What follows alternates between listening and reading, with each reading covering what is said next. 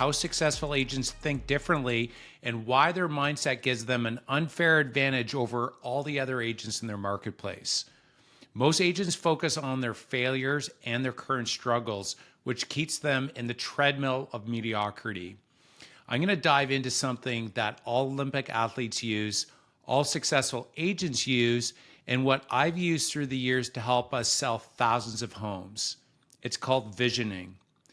The challenge with most real estate agents is that they spend their time thinking about how they failed in the past and about all the problems that they're currently facing today. Successful agents think possibilities and what the future could look like. They know who they're growing into, and who they're becoming is more important to them than what their current reality is.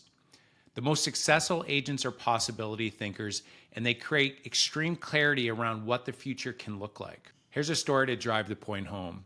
When I started in around 2008, I was working late one evening, and so it was after 9 o'clock. I was walking to the exit door. I was about to leave, and I noticed in the lobby area the framed awards that were there. And two of the awards actually caught my eye. They were the Chairman Club Award winners. And so this is the top 1% out of the 18,000 agents nationwide across the entire company. And I thought to myself, wow, to be in the top 1% in the entire country, that's incredible. I wondered, as I thought that, what made these agents so special? Then a crazy thought entered my mind. I thought, wow, maybe one day that could be me. At the time, it just seemed so distant.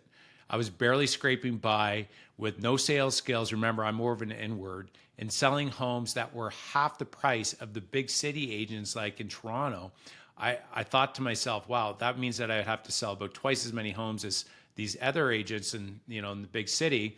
And the thought kept coming up on me, like, but what if it was possible? Well, what if I could do it? And, I was thinking more about it. And, these top award winners, when they walked in to our office, they were like rock stars, right? Everybody admired them. I was definitely in that group that admired this group. They had respect, they had status, and they had the ability to build million-dollar businesses from scratch. Qualities that I really admired and wanted to make happen. The question kept flashing into my mind. What if I could be part of the group? It'd be like making it to the NHL of real estate. And so what I realized later is that evening, there was a seed of possibility that was planted in my mind. A vision of who I could become started to take shape and to form.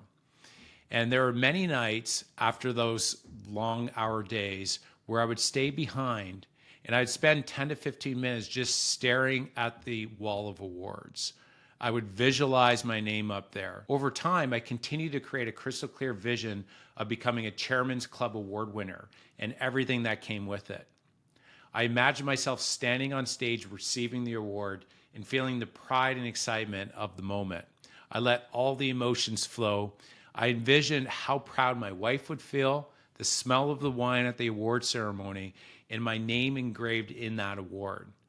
I even went further with this. I printed a list of the past award winners and actually cut and pasted my photo, and I actually included it in the #1 spot.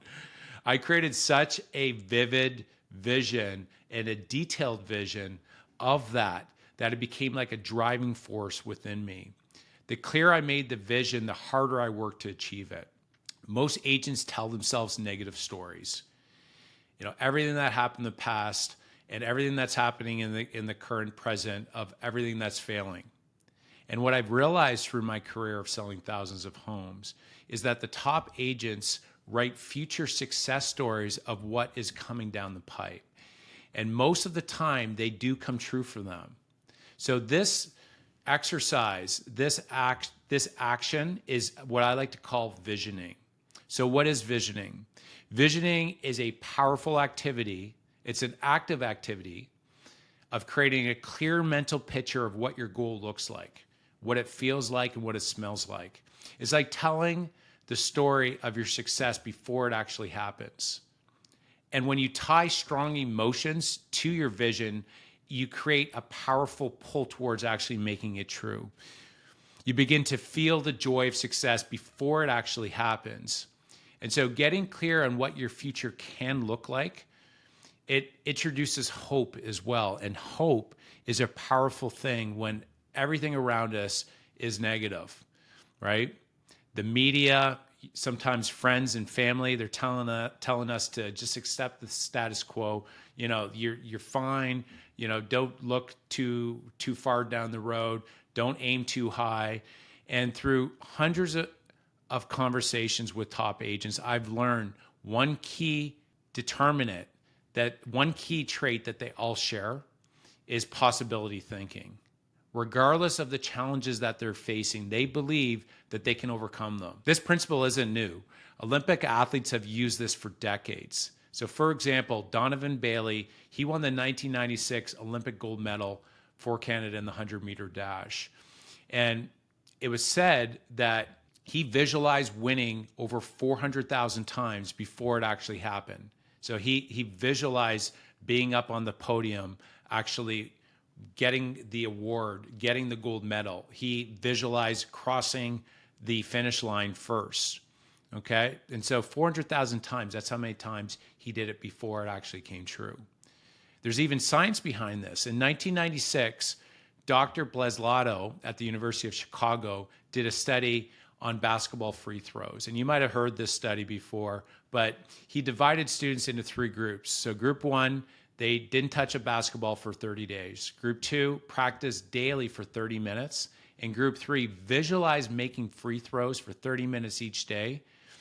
And so the results were pretty telling here to prove the point of where I'm going at here, is that after 30 days, group 1 showed no improvement. So the group that didn't practice at all, they didn't visualize, there was no improvement. So that was pretty understandable. Group 2 improved by 24%, the ones that actually physically practice.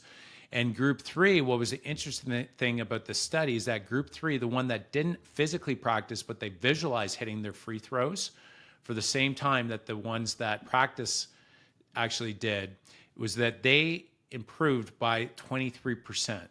So almost the same amount that the group that actually physically practice.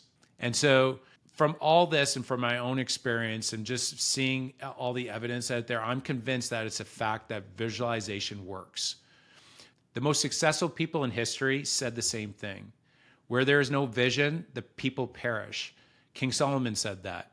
If you can dream it, you can do it. Walt Disney said that. Helen Keller said that the only thing worse than being blind is having sight but no vision.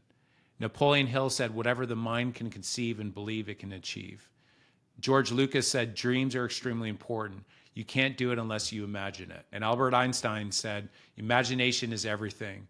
It's a preview of life's coming attractions. To go back to my story, when I was working late that evening, when everything was on lockdown, and I walked by those awards and I looked up and I started asking myself questions like, what if I could do it?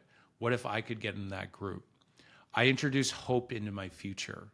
And hope is a powerful way to introduce seeds of possibility. It creates an environment for success. So what's really important that I want you guys to have here today is for you to really understand and to believe that high levels of success is possible for you too, okay? It's possible for you too. And so possibility thinking is the beginning point, okay? Spreading seeds of impossibility thinking does no benefit for you, gives you no benefit. And so there's a lot of well-intentioned parents out there, for example, that are planting seeds of impossibility thinking for their kids to be able to buy a home today. Now, homes are more expensive today, and yes, it may be tougher, but when they set their intention on their kids and say that you'll never be able to buy a home, they set impossibility thinking in their kids. And so while their intentions are good, the result of that approach is a mindset of defeat where kids don't even try. Now, I've had several younger millennial team members come to me and say they want to buy a home. And we worked on a plan and they went to work, and guess what? They made it happen. Henry Ford said, if you think you can or you think you can't, you're right. If you don't believe success is possible for you, you won't even try. And so this is a guarantee of failure. So step 1 in visioning is believing that success is possible for you too. Kids are the best at visioning. They unapologetically dream of becoming astronauts, doctors, or Olympic athletes, right? They put their pictures on their walls and they live as if their dreams are actually inevitable, like they're coming true. Like, of course they're coming true, right? But somewhere along the way, we stopped dreaming. Why is that? We grew up and became realistic. A big part of it is that well-meaning people along the way, they planted seeds of doubt and they told us not to aim too high in order to mitigate and to avoid disappointment. Okay, they were coming from a loving place, although they slammed our dreams. And so top agents, I've realized, they protect their dreams in a very intense way. They block out the negativity and they hold on to their visions. They hold on to their visions. We need to be more like children, right? To dream big, eliminate the impossibility out of our vocabulary, and to visualize the future without limits. Visualize the future without limits. With our boys, when they say it's impossible, I actually make them do push-ups. Yeah, that's 5 push-ups. You said that word, right? So I'm trying to work that word out of them because that word does not serve them, okay? A better question to ask is, how could you do it, right? How could you do it? So here's a story on how important visioning is. We launched a new real estate office, and we had the honor of having one of our top political leaders come and join us. And so we took a bunch of photos, we cut the ribbon, and when it was all done, I stepped aside and we started talking. And I asked him, I said, you meet with a lot of these billion-dollar developers. What is it that separates them? What makes them so successful? And he thought about it for a moment. He said, Mark, they think in long term, like extreme long term. They're not thinking about next year or a decade from now. They're thinking like 50 years down the road, and even generational, right? They're not even thinking for their generation. They're thinking for the next generation. And so it made me think that on the opposite end of the spectrum, you have drug addicts that are not thinking long term. They're thinking moment to moment, right? They're not thinking about next week, next month, or next year. They're thinking about when can I get my next hit? So moment to moment. And so I've come to realize that the longer term an agent can think about and create a strong future vision, the more successful that they'll be. Matthew McConaughey once had a phenomenal speech where he said his hero was his 10-year down the road self. This clarity of vision is a form of visioning. And so it creates a roadmap of who you're becoming. And so I really think that if we can create a clear vision of who we're becoming, it allows us to go to work in a more intentional way. It helps us with all of our daily decisions, and it helps us make that a reality. Yeah. Think of your future self as your greatest asset. Tony Robbins says that people overestimate what they can accomplish in 1 year and underestimate what they can achieve in a decade. So to tie all this together, guys, first, ask yourself possibility questions to give you hope. Okay, ask yourself questions like, what if I could succeed? What steps can I take to actually make this happen? What will it feel like when I achieve this vision? So when you ask yourself these possibility questions, it shifts your mindset from impossibility thinking, failure conscious, to possibility thinking or success conscious. You open yourself up to opportunities. So the next thing is to dream like a child again. Let yourself imagine big things and stop telling yourself that it's impossible. Picture your dreams as if they're actually happening, as if they've happened already, and to feel the feelings of that success. Why this helps is that, when kids think, they think without limits. And so you can do this as well. Okay, you might need to get the cobwebs out a little bit, but if you do this, it will serve you on your road to success. Just remember what Henry Ford said: if you believe you can or you believe you can't, you're right. And lastly, start thinking long-term. The most successful agents think long-term because it helps them make better choices on a day-to-day basis. The real goal is who you're becoming, not what your current present is. So just keep that in mind. If you're becoming somebody better, then you are on the right track, okay? So in the next episode, guys, I'm going to guide you through some clear, actionable steps to bring your vision to life. Thanks for listening. If you enjoyed the show, please subscribe and share with other real estate agents you think can help. Let's build a community of full out real estate agents together. I love you guys, and keep on going full out.